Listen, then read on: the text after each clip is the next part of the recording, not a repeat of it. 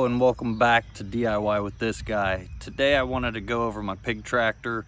I know that the pigs, they like to root. These are Kunekunes, or also known as Kunekunes, but I made a pig tractor so that I can move it every few days.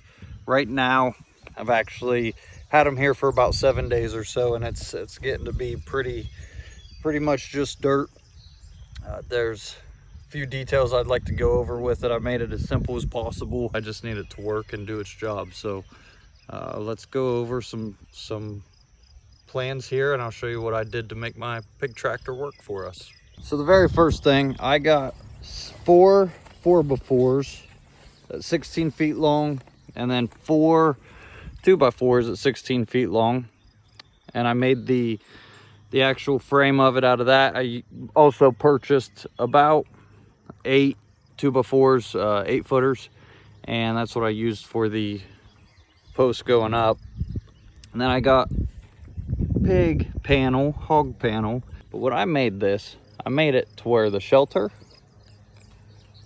and the waterer will move with the unit, so I don't have to, try to move the shelter every time I get in there. But you can see this is pretty much just dirt.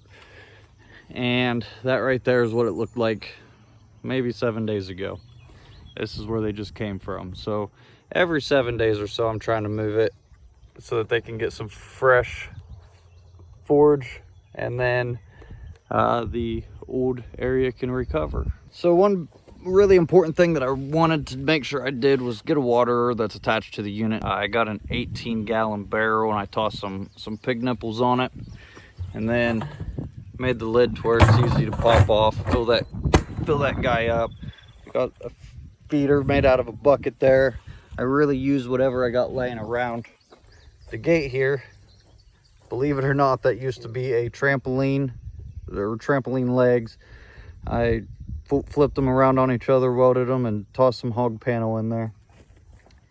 And for the shelter, again, nothing spectacular. Used what I had left over laying around, made do with what I had. And this is all attached to the unit, so when I pick up the unit and start moving it, the shelter moves with it. They typically like to stay inside the shelter. When I'm moving it, I just go real slow so that they can walk with it.